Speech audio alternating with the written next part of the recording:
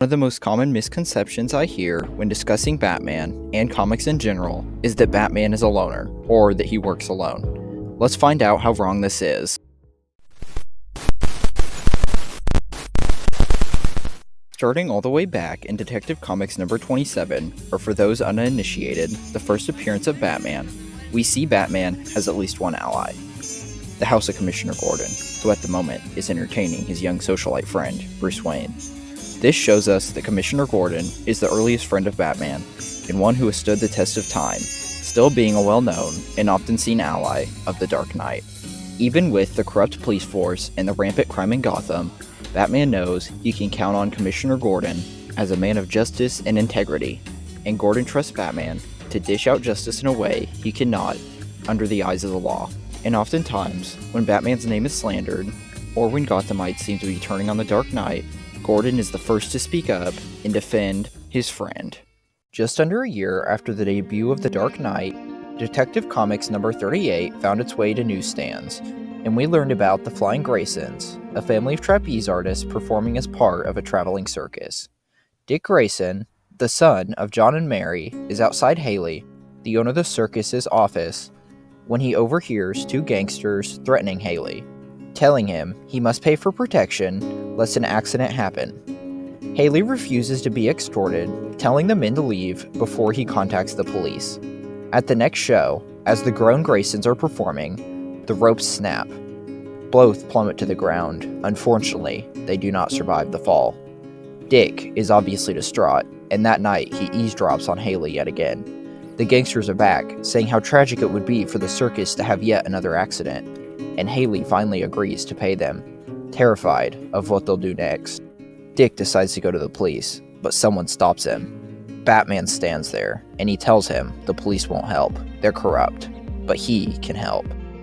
He reveals his identity to the young boy and decides to make him his ward, training him to become the first Robin.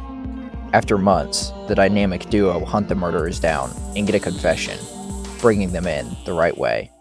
I think many people misunderstand why Bruce took Dick in. Since you indoctrinated Robin into crime fighting at the ripe old age of 9. Robin needed to help bring the men who murdered his family to justice. So he could turn out like you?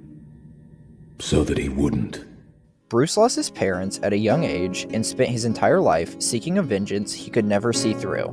He did not want Dick to turn out the same way, so he took him in and helped him find justice. Keep the first Robin, Dick Grayson, in mind for later. The same year Robin was introduced, Selina Kyle, Catwoman, appeared for the first time in Batman number 1. She attempts to steal jewels, but is busted by Batman. She manages to escape, albeit empty-handed, and Batman seems infatuated with her. Catwoman would later become a huge part of Batman's lore and love life. Despite being on opposite sides of the law, the two seem to really love each other, and often they are seen to be together in flash-forwards or alternate futures. Even in the main canon comics, Selina comes through when it counts, putting her criminal ways aside when Batman truly needs her help. Despite their turbulent relationship, Selina is one of Batman's oldest allies. Let's move on to another important character in the mythos of Batman. In issue 16 of Batman, released in 1943, a well-dressed Englishman disembarks in Gotham City. He is almost immediately accosted by two criminals, and before the watching Batman and Robin can intervene, the gentleman swings a suitcase, dispatching the two thugs. The dynamic duo are impressed and swoop in, both wanting a piece of the action. After the crooks make their getaway, the three defenders have a conversation. The Englishman tells the two heroes he is an amateur criminologist before they part ways. Batman and Robin return home, and just after changing into their pajamas, there is a knock at the door. Confused as to who could have come calling, Bruce and Dick answer the door together. There stands the Englishman, who introduces himself as Alfred Pennyworth, the son of Jarvis, the Wayne's previous butler. He explains that his father has passed, and his dying wish was for Alfred to serve Bruce, the last of the Waynes. Dick and Bruce realize he could be a great help around the house, but the two decide to hide their dual identities from the butler. During an attack at the house, Alfred uncovers the Batcave, but does not reveal this immediately. Batman and Robin deal with the intruders that attack the house. The next evening, while Bruce and Dick are sitting by the fireplace, the bat signal appears in the sky. Alfred asks the two if they would like assistance with their uniforms, revealing his knowledge of their alter egos. Batman doesn't feel complete without Alfred, and you would be hard-pressed to find a version of Bruce Wayne who doesn't have his right-hand man. Most modern interpretations have Bruce raised by Alfred after his parents' death and have him doing a lot of the behind-the-scenes work, being Batman's first man in the chair. I think it's time we talk about the elephant in the room, the Justice League. First introduced in 1960, the Justice League of America fight off Starro, an evil mind-controlling starfish alien, in The Brave and the Bold number 28. This initial league consists of Aquaman, The Flash, Green Lantern, Martian Manhunter, Superman, Wonder Woman, and Batman. He understands that some threats need more than one person to fight off and teamwork is necessary. Now let's talk about one of the most famous Batman and Justice League stories that I feel is often improperly used as an example of Batman's paranoid preparation. The Tower of Babel. We find this story in JLA issues 43 through 46, released in 2000. First, Bruce Wayne finds his parents' graves empty, pits dug, coffins nowhere to be seen, stolen by the League of Assassins. Meanwhile, Martian Manhunter is shot with a device that covers him in nanites, causing his skin to burn as long as it's touching air. Plastic Man is frozen and shattered with a hammer. Aquaman is infected with a modified fear toxin, making him hydrophobic. Kyle Rayner, Green Lantern, is psychologically manipulated into making himself blind with his Green Lantern ring. Wonder Woman has a nanite shot into her ear, which makes her believe she is fighting ceaselessly, and if not stopped, she will overexert herself, initiating a heart attack. The Flash is shot with a bullet that causes him to have continuous seizures at super speed. Superman is weakened by red kryptonite, which causes him pain and overloads his powers, but it won't kill him. Batman finally realizes what is happening during a confrontation with Ra's al Ghul, the leader of the League of Assassins. Batman tries to warn the JLA, telling them these were his plans, but Ra's confuses his transmissions.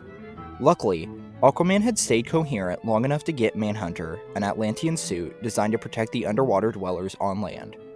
This suit covers Manhunter's body in water, allowing him to function as normal. Plastic Man's shattered pieces were also reassembled by the Atlantean, and he reconstitutes himself. Plastic Man and Manhunter get Aquaman into a water tank, and Manhunter telepathically convinces him he is in the middle of a dry desert. They get Wonder Woman, Flash, Superman, and Green Lantern back to the Watchtower. Plastic Man uses his shapeshifting to use his fingers as tweezers, removing Wonder Woman's ear implant. Superman is starting to recover from the kryptonite, and manages to destroy Flash's bullet with his heat vision. Realizing Kyle's blindness was a sleep-induced hypnotic suggestion, they manage to help him regain his sight. As Manhunter works on helping Aquaman come back out of the hydrophobia, he realizes enough of the nanites are broken, allowing him to remove the Atlantean suit he had been contained in. Batman finally arrives, taking everyone to Ra's, who they quickly deal with. Batman explains that he only made these plans after an event where the JLA was mind-controlled. I feel like people, even DC's writers, often forget about this part. Batman did not create a contingency plan before meeting the other heroes, or even when the League first formed. It was a direct response to a situation in which the League was mind-controlled. The mistake made here, as brought up by Wonder Woman, while the League members vote on whether to kick him from the group, is he didn't inform the League of their existence. I fully believe Batman never meant his contingency plans to be abused, but he could have told us they existed without detailing them. Ultimately, Batman leaves the team, but regains their trust a few issues later by revealing his identity, Bruce Wayne, to the entire team. This was not the first, nor the last time Batman left the League, though. In 1983, Batman and the Outsiders #1 came out. After Lucius Fox, who we will talk about soon, is kidnapped in Markovia, a fictional country, Batman gathers the Justice League. He demands they go save him, but the League refuses. Superman explains the revolutionaries in Markovia may escalate things if the Justice League intervenes, and he has already promised the State Department neither the League nor any of their members will get involved. In response, Batman quits the League, eventually creating his own team, the Outsiders, to get Lucius back. Even after leaving the League, Batman realized he needed help, needed friends, and created a brand new team in response. Eventually, Batman left the Outsiders and rejoined the League. Let's now move on to Lucius Fox. If you have seen the Dark Knight trilogy, You may know him as Batman's gadget guy who works at Wayne Enterprises. Well, Lucius was originally introduced in 1979 in Batman number 307 as Bruce Wayne's second-in-command at Wayne Enterprises. He later replaces Alfred, being Batman's man in the chair, after Alfred's death at the hands of Bane in Batman number 77 in 2019. Another important role Lucius plays is as the father of Luke Fox, aka Batwing, one of the heroes trained by Batman in the New 52. Batman may not be alone, but you know who is? Me. I make these videos by myself, editing, scripting, voicing. All of that's done by one individual, that being me. So if you'd like to support me, consider liking and subscribing, and if you have the means, checking out my Patreon. Thank you, now let's get back to the video.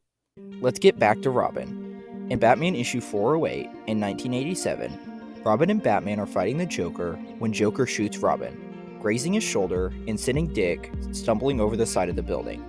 Batman barely saves him before he falls, but decides his work is too dangerous for a kid. If you want Robin to stay dead, that's okay with me, but you've trained me too well, made me what I am. You can't keep me from pursuing my destiny. Dick would go on to become Nightwing, a member of the Titans, and protector of Bloodhaven, the city next to Gotham. Weeks pass, and Batman continues his war on crime alone. On the anniversary of his parents' death, he leaves the Batmobile parked in Crime Alley while he patrols on foot. Upon his return to the Batmobile, he finds 2 of the tires stolen, and he starts to laugh, astounded by the fact someone thinks it's a good idea to steal from the Batman. That's when a young figure approaches, unaware of the Batman's presence, intending to finish the job he started. He's holding a tire iron, and as Batman confronts the kid, he swings the tire iron into Batman's stomach before fleeing. Batman discreetly follows the boy until the boy stops in an abandoned building. He sits against the wall and lights up either a cigarette or a joint. Batman steps out of the shadows, telling the boy he shouldn't smoke. The boy points to the Batmobile's tires leaning against the wall and tells Batman to just take them and leave. Batman questions the boy about his living situation and parents, learning the boy's father is most likely in prison, his mother is dead, and he's been living in this abandoned building alone. The boy then tries to attack again, but is stopped, and Batman has him help put the tires back on the Batmobile. Batman learns the boy's name is Jason Todd and convinces him to attend Ma Gunn's School for Boys. In exchange, Batman will not contact youth services or the Gotham City Police Department. Unfortunately, and unknown to Batman, Ma Gunn runs a crime ring, teaching the young boys to be her criminal underlings. Jason Todd abandons the school, returning to his tire-stealing ways when he has another run-in with Batman. He explains the situation, and the crime Ma Gunn's group is about to commit, a museum robbery. Jason then takes the first opportunity he can to slink away. When Ma tries to rob the museum that night, Batman stops her with some help from Jason, who also showed up to stop the robbery in case Batman hadn't believed him. After the battle, Batman invites Jason to come with him, calling him Robin. Batman had found out Jason's father had worked for Two-Face, being killed by the unstable villain. Batman decided taking him under his wing was better than him following in his father's footsteps. He does not inform Jason of the truth behind his father's disappearance. Jason discovers the truth behind his father's death, and in a confrontation with Two-Face, starts to choke him before being overpowered. After Two-Face escapes, Batman and Robin have a discussion. Fighting comes easily to the young. Learning how to temper revenge into justice, well, that's hard, even for an adult.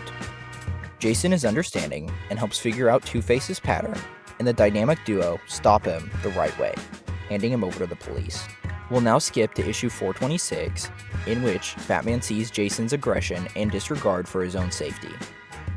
He learns through speaking with Alfred that Jason seems to not have had time to truly grieve his parents. Batman decides to sideline his Robin despite Jason's protests. Jason goes for a walk by his old apartment, the one he shared with his parents before their deaths.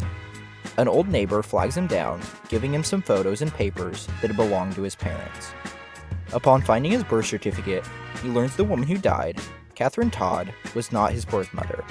Due to water damage, her name is illegible save for the first letter, an S. Using his father's black book and the Bat computer, he narrows the possibilities to 3 women and learns their locations. They're all in the Middle East and Africa. At this same time, Joker escapes Arkham Asylum. deciding to head to the Middle East to sell a nuclear bomb he got a hold of. Batman makes a tough choice, going after the Joker rather than Jason, knowing the damage Joker could cause with a nuclear device. Fortunately, the two cases converge, and the two stop the Joker and determine one of the women can be crossed off the list. They eventually cross off the second and head to check out the third. She turns out to be Jason's mother, but we learn she is being blackmailed by the Joker into working for him. When Jason reveals his dual identity to her and offers to help, she leads him into a trap. She's been stealing money from the people she works for, and if Joker gets busted, so does she. The Joker then beats Jason, while Batman is busy stopping the Joker gas Joker sent to a refugee camp from killing everyone. When Batman returns, it's too late. Joker blew up the warehouse, after locking Jason and his mother inside. Jason, the second Robin, is dead. Batman decides to work alone on the Joker case, turning down Alfred's offer to contact Dick Grayson. Batman tracks Joker to the UN, where Superman stops Batman. We learn Joker has been appointed the Iranian ambassador, and therefore has diplomatic immunity for all his previous crimes. Batman argues with himself. He manages to get a seat as an unofficial observer for Bruce Wayne at the Assembly. He isn't sure if he should let Superman handle it, because he knows if he handles it, this will be the last clash between Joker and Batman. One will die. After the Joker reveals his plan to kill the UN delegates, Superman and Batman stop him, Joker almost getting away on a helicopter before Batman stops him. Batman just manages to get free before the helicopter crashes in a fiery explosion. Joker isn't so lucky, but his body is not found. In Batman 635, released in 2005, we are introduced to a new and old character. Red Hood is introduced. An identity originally used by the Joker, this new version of the Red Hood shakes up Gotham's underworld. He kills people involved in the drug trade, blackmailing the biggest dealers into giving him 40%. Eventually, this Red Hood is revealed to be Jason Todd, brought back to life after the fabric of reality was altered. Still damaged from his beating by the Joker and buried in his grave, Jason barely managed to escape, collapsing on a road. He was brought to the hospital in a coma, and eventually he ends up on the streets, memory-free, before being discovered by Talia and Ra's al Ghul. Put into a Lazarus pit by Talia, his memories flood back, and with it, anger. Not for Batman letting him die, but for Batman letting the Joker live after what he did to Jason. Batman and Red Hood clash, and despite continuing to butt heads, the two start to mend their relationship, and eventually, Batman grants Red Hood permission to wear the bat symbol. Red Hood even starts using rubber bullets and stops killing. Despite what Batman had decided, another Robin seemed inevitable. We see in issue 437, Nightwing following Batman's bloody path. Seeing the violence Bruce has been dishing out, and it scares him. Bruce is losing himself. Batman refuses to talk to him and admit he needs help. Then, in issue 441, Dick Grayson shows up at Wayne Manor with a 13-year-old. He figured out the identities of Batman and Nightwing and tracked them down. He's worried about Batman seeing the change in him after Jason's death. While this boy, Tim Drake, explains his deductions to Dick and Alfred, Batman is facing off against Two-Face.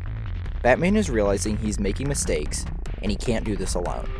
Back at the manor, Nightwing shows Tim the Batcave as Alfred talks Tim into suiting up as Robin. Nightwing, Robin, and Alfred save Batman. Tim proves himself and follows Batman's orders, convincing him he is worthy to be the new Robin. We next need to talk about Spoiler. In Detective Comics 647, released in 1992, we are first introduced to Stephanie Brown, aka the Spoiler, who helps Batman and Robin bust her father, the Clue Master. Robin tracks her down, figuring out her dual identity, and she finds herself attracted to the sidekick. Time passes, and Robin and her start a relationship, but it is strained since Robin is not able to reveal his true identity to her. Batman starts to train her. She even serves as Robin for a bit, but is fired by Batman when she refuses to obey orders on multiple missions. She would later return with a new superheroic identity, but we can talk about that later. How did Stephanie serve as Robin if Tim Drake was still around? Well, at this time, Tim Drake's father found out about his dual identity and forbid him from being Robin, sending him away to a private boarding school. Eventually, he came back and was Robin once again before deciding to set out on his own and become Red Robin. The final Robin within main continuity is Damian Wayne. The son of Bruce Wayne and Talia al Ghul, Damian was raised by the League of Assassins. Damian is sent to live with his father. He decides he will be the new Robin, beating Tim Drake, injuring him badly, before donning a Robin costume. After making sure Tim will be okay and is in the care of Alfred, Batman allows Damian to come with him on his mission as long as he agrees to follow his rules. Eventually, Damian became the new Robin. Damian is now one of the most used and well-known Robins and is featured often in modern comics, TV shows, and movies. In lots of flash-forward or Elseworld stories, Damian takes his father's lessons to heart and becomes the next Batman. We have talked a lot about many men that are in Batman's inner circle, but only a couple of women. It's time we discuss one more, Batgirl. I will be skipping over the 1956 version of this character. In Detective Comics 359 in 1967, Barbara Gordon, the daughter of Commissioner Gordon, is introduced along with her alter ego Batgirl. Initially intended to just be a costume for a party, when she sees Bruce Wayne being attacked, she leaps into action, helping him fight off the attackers. Realizing the excitement it brought her and the help she could be, she starts training and becomes Batgirl. In 1988, Batman: The Killing Joke, one of the most well-regarded comics of all time, released. In this graphic novel, Joker tries to break Commissioner Gordon, starting with shooting Barbara through the spine. She survives, but is confined to a wheelchair. She doesn't let this slow her down, becoming Oracle, a man in the chair for the entire Bat family. She later takes the Batgirl mantle back, but always seems to return to being the Oracle. Later, other characters would take up the Batgirl mantle, such as Cassandra Cain and the aforementioned Stephanie Brown. From the various Robins, to Alfred, to the Justice League, Batman has many allies, and really has not been alone, usually having at least one ally. But this is all just variations of the main continuity that we have talked about so far. What about Elseworlds or non-canon stories? In The Dark Knight Returns, a story often cited as one of, if not the best Batman story, Batman has allies. Years in the future, Bruce has retired the Batman identity, but with the rampant crime in Gotham, he is forced to return. The first night, one of the people he saves is Carrie Kelly, a teen girl. Inspired by his return, she creates a Robin costume. Meanwhile, Batman lays broken after a fight with the mutant gang leader. The new Robin finds him and helps set his arm, getting him back to the Batmobile. With this, Batman grants her permission to be the new Robin. Despite the defeat at the hands of the mutant gang leader, Batman eventually comes back, defeating the leader in front of the entire gang. The gang then rename themselves the Sons of Batman. When an EMP wave from a nuke kills all power in Gotham, Batman takes charge of the Sons. He uses them to take back Gotham, helping stop the chaos on the street. The president doesn't like what Batman is stirring up and sends Superman to dispatch him. Batman is almost defeated, but is helped by Ollie, the retired Green Arrow. The story even ends with Batman faking his death and taking the Sons of Batman, Robin, and himself underground, planning to build and train an army. The next story we'll look at is another possible future in Batman Last Night on Earth.